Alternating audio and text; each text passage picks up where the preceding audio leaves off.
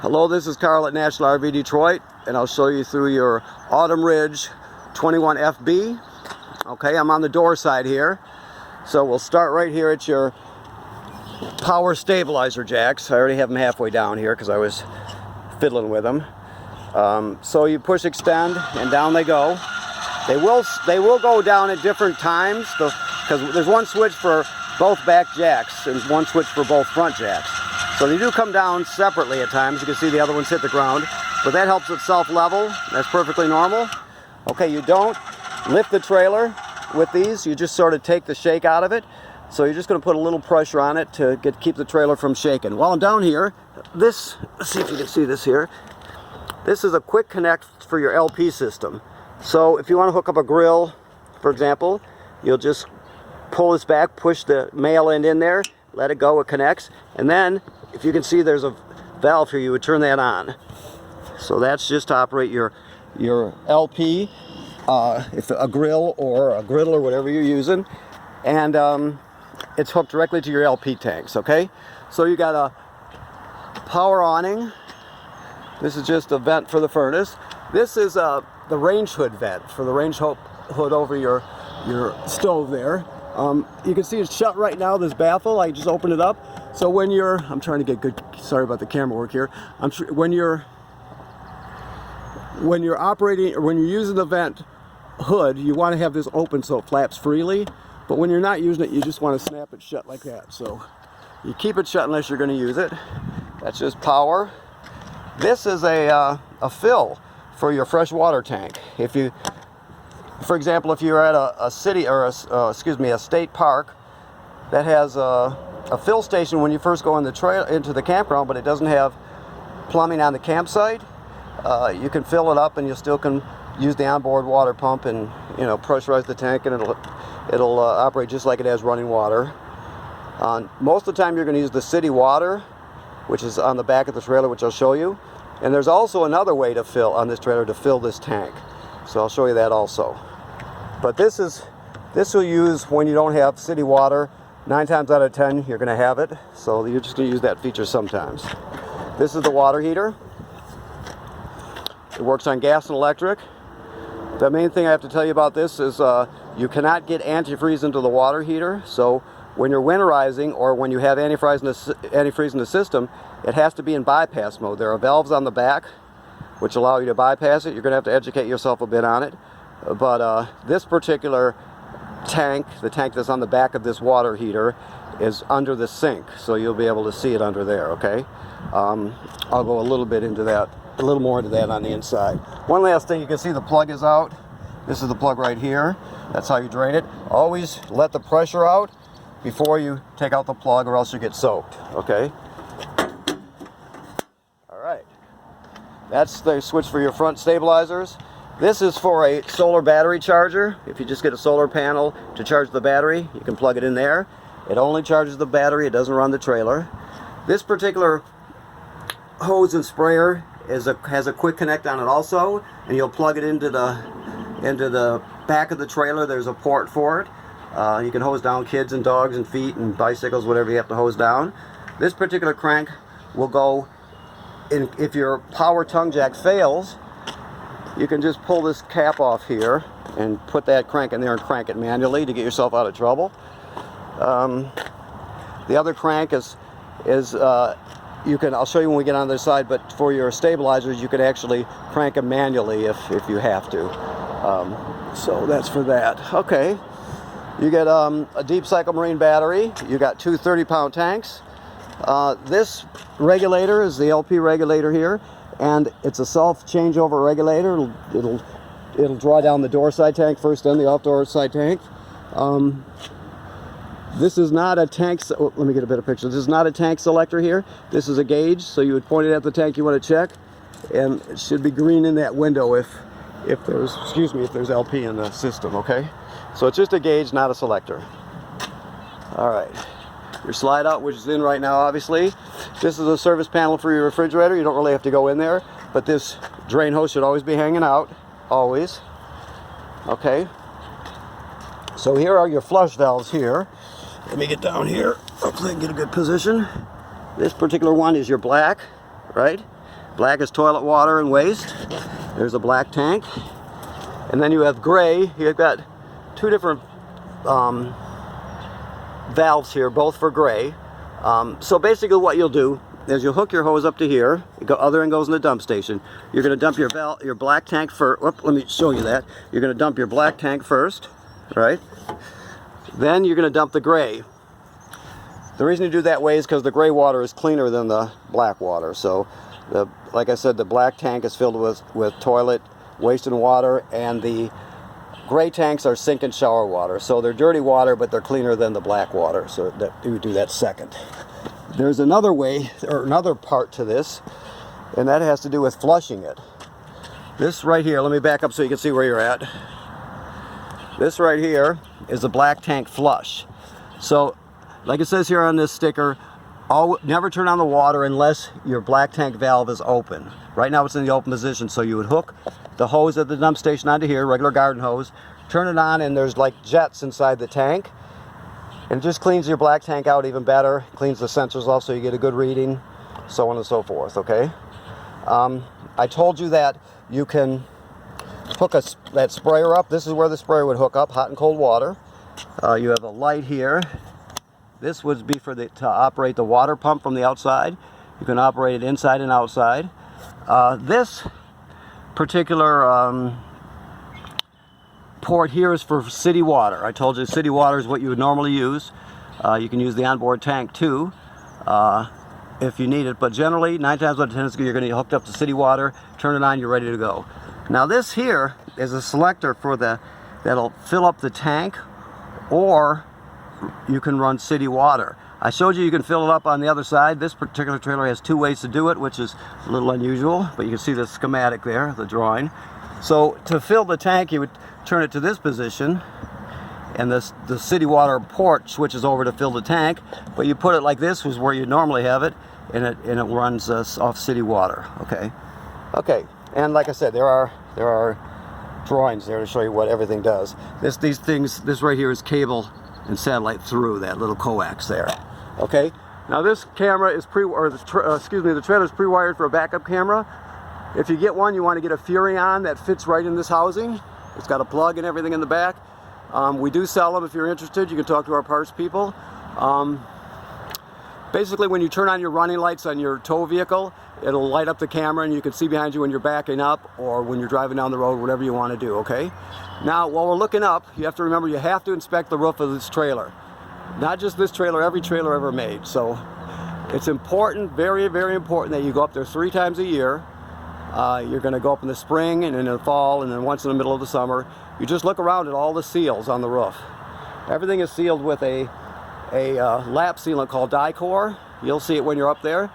And if you start to see cracking happening, which will happen sometime, that's why you're inspecting it. You don't know.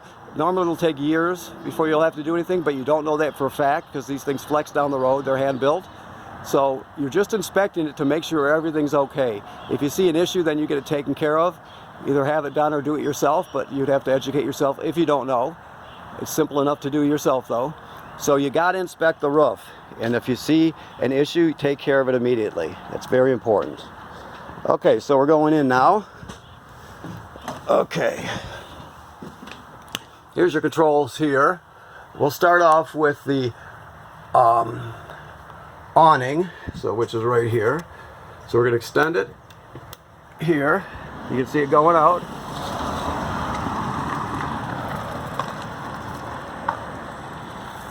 You're going to let it go out till you see the roller tube. Right now there's fabric on it.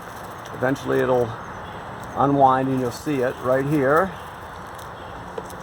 And that's it. So you're extended. Now this one you can pitch the awning if you need to, just by pulling down at this joint here. Right, you just pull it down and it'll pitch to that side. Then you have the LED strip that I talked to you about. Okay. And then of course here also is the slide room. So we'll go out with that. Here it goes. This particular one comes in and comes up above the floor. When it goes out above the floor and then drops into place at the last minute, so it's level with the floor. as you can see. Always make sure there's nothing in the way. When you hear the ratcheting sound, you take your finger off the button. Right there. And that's it. Okay, so these are just light switches for inside and outside. Every light also, I'll see if I can do this, has a button in the middle. You can operate it that way also. This is to light your water heater right here. So when I stated that your water heater was gas and electric, I was mistaken. It's just gas. Sorry about that. I didn't look at it close enough. Your water pump is right here for the onboard pump. You can touch your levels here. You can see the battery's totally charged. You see the LEDs light up. You always want to check it when you're not plugged in though. This is once for your fresh water, which is empty. As it fills, it graduates up in 1/3 increments till it's full. Same way with your black tank. Whoops, I'm sorry, your black tank, your gray tank, and your second gray tank, which is called a galley tank. The galley tank would be for the sink. It's a gray water tank. They used to call it the galley tank, but still a gray water tank. And the other gray tank would be for your sink here in the lavatory and your shower. Okay? All right, so that's that. Moving this way, there's a backer for the TV. So you put a bracket on there. That's where you do it. It's about 10 inches square roughly. Not exactly, but roughly. So if you get a swing out bracket, you want to spend the extra money and get one that locks into place when it's closed. Otherwise you're going to have to use a strap on it, which is sort of hangs there, and it's kind of ugly to be hanging around. So if you spend a few extra bucks, you get one that locks. That's the way to go. Your TV will hook up to here. You see I push this button that the LED lights up. That's your antenna signal booster for the digital antenna. You'll always have that on when you're looking at doing anything over antenna, basically. Your radio, okay, let me see what we've got here. Okay, this is AM FM. It has Bluetooth on it, so you can hook up wirelessly. You have 2 zones, inside and outside the trailer. You can, let's see what else we have here. There should be, I really need to turn on another light here. Hold on. So I can actually see. Let me find some lights here. Okay. So over here. Okay, that's better. There we go. Okay, so you open that little trap door there, and you can stream off a USB stick with it. So you can, like I said, you can use Bluetooth and hook up wirelessly from your phone or tablet, play your MP3s. You can put all your, several albums, 20 albums on one stick and bring out your music with you, whatever you want to do, okay? All right, I went a long way to say that, but I got there. More storage. Okay, this here is your power converter. We're right below the range here. So this is the power converter. This converts AC down to DC power. So AC power comes out of the wall. It's typical household power. Some things have to be AC power, like the microwave or the air conditioner. So you have AC circuit breakers here for those. Then the power is converted to 12-volt DC on this side. You got regular automotive style fuses there. Everything has a list too, has a chart telling you what each fuse or what each breaker is for. So if any of these fuses were to ever blow, they'll actually light up, and you can see them through this perforation here. Okay. Like I said, everything I can run on 12 volts DC in the trailer does. Some things have to be AC power. This is also a battery tender, so it'll sense how much energy your battery has, and if it's totally charged, it'll just trickle a couple amps. If it's low, it'll send 10 amps or whatever it needs, okay? This is the carbon monoxide LP gas detector here. It should always be green. Always. If it's not, you get it serviced. If it goes off, you're going to go outside, shut off your tanks, and figure out what's going on, okay? Always err on the side of caution. This, I don't know if the tank is turned on up front. I should have looked, but let's see. Oh yeah, I think I hear it. So, there we go. So you're just going to spark it. Let me get a better picture so you can see it. you turn the sparker clockwise, so I'll just turn on that. Then I will go like this and spark it to the right. Okay? That's all you do. The oven is a little different. Let me switch hands here. You can't very well see it, but back here is a pilot light. So what you're going to do with this, you need a grill lighter. You'll put this to pilot. Then you'll depress this and hold it. Then with the other hand, you're going to use the grill lighter and light the pilot light down there. When it lights, you still hold this in for 10 or 15 more seconds till it heats up. Then you go to whatever operating temperature you want. It'll cycle on and off like a regular oven. But when you go back to off, the flame goes out and so does the pilot light. So you got to light the pilot light each time you use the oven. Okay? While I'm down here, I mentioned that the water heater was here. To access it, you take this panel off. Everything is held together. You can't see it very well here. I'll try to show you. Everything is held together by number 2 square-headed screws. So you need a number 2 bit to go on your drill, and you just remove that panel and you can access those bypass valves. Remember to, if you're not going to have it, if you don't know, you can have it. You can have the trailer winterized. If you got friends who camp, they can help you, or you may already know all this. So either way, it has to be winterized, and you can't get water or antifreeze into the water heater. All right, this is your thermostat. You just push it once to light it up. So fan, well, let me back off here. I'm going too fast. That's fan. That's the air conditioner running without the compressor. That's the furnace. Let's just let it kick on here. There's a lag time for everything. I don't know if you can hear that, but it just kicked on. Nothing, the air conditioner or the furnace, they will not just kick on really quick. There's always a lag time turning them on and off, so keep that in mind. Off, auto, air conditioner. I don't know if it's cold enough, or excuse me, warm enough in here to kick it on. We'll see.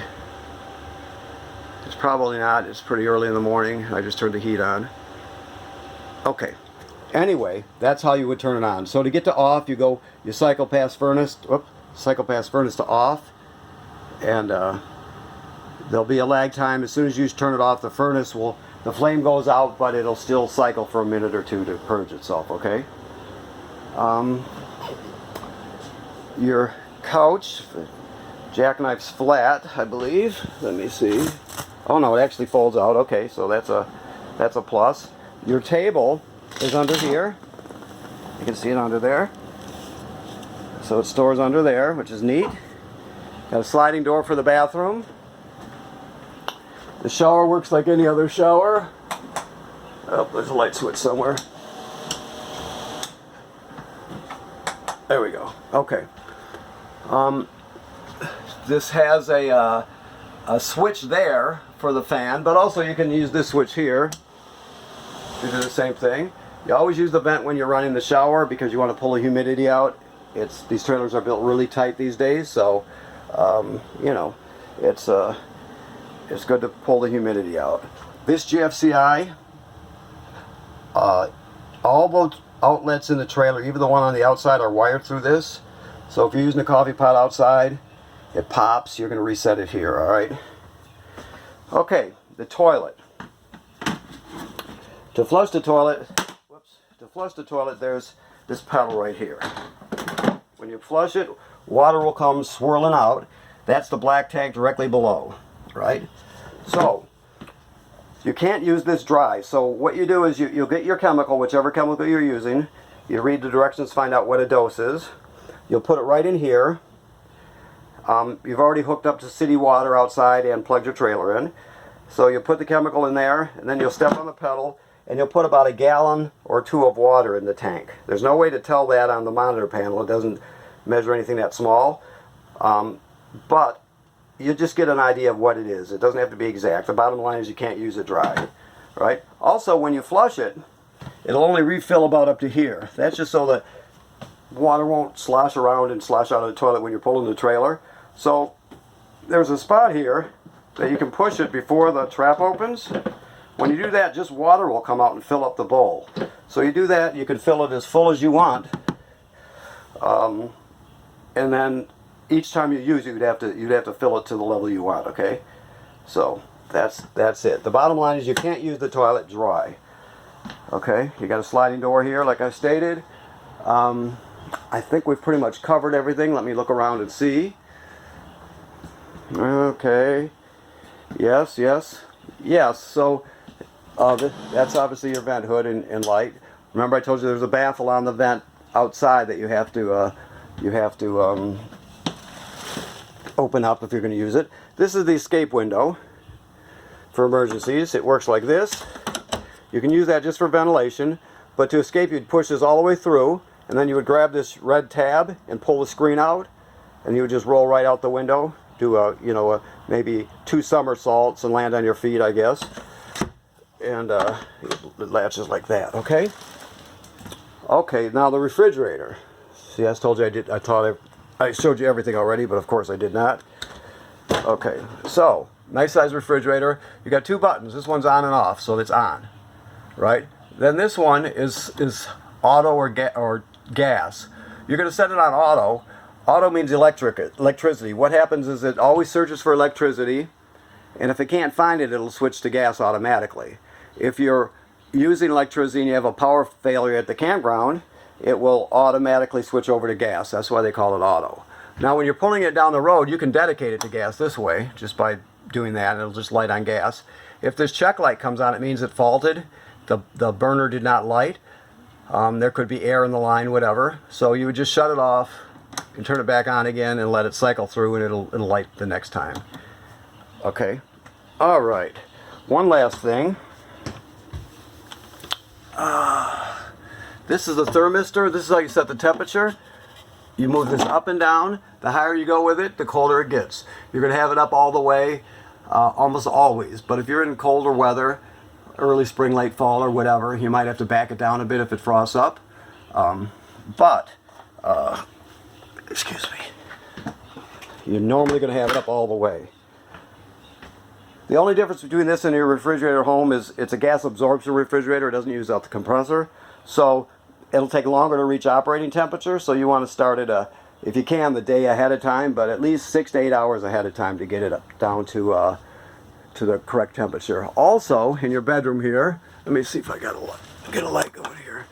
You have a backer plate for a TV and video and a power, so you can do that. Okay. All right. So now I think I've covered everything. Yes, I think so. So, thanks for purchasing a trailer from National RV Detroit.